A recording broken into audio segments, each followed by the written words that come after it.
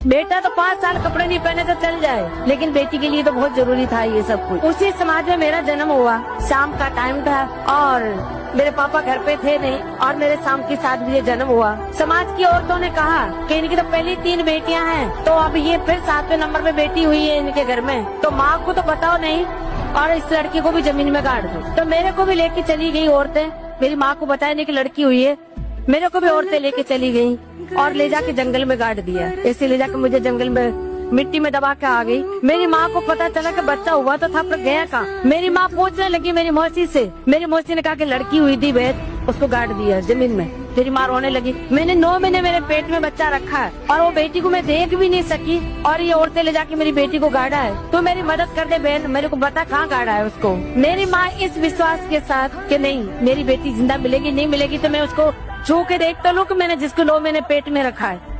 इस उम्मीद के साथ मेरी माँ चली गई जंगल में मेरी मौसी के साथ। मुझे तो खोद के निकाला तो मेरी सांसें चल रही थी और मैं मेरी माँ को जिंदा मिली। ऐसे करते करते मैं 7-8 साल की थी। उस घर में मैं डांस कर रही थी और वहाँ पे टूरिज्म डिपार्टमेंट के लोगों की नजर पड़ी। उन्होंने मुझे स्टेज थकाने का मौका दिया। जो भी मुझे देखते ये कहते कि ये लड़की बहुत आगे जाएगी, बहुत आगे जाएगी, इसमें भगवान ने वो कला दी है। उस आगे आगे के चक्कर में मैं 100 पैसे कन भी जा। उसी आगे आगे के चक्कर में मुझे भारत सरकार ने पद्मश्री दी,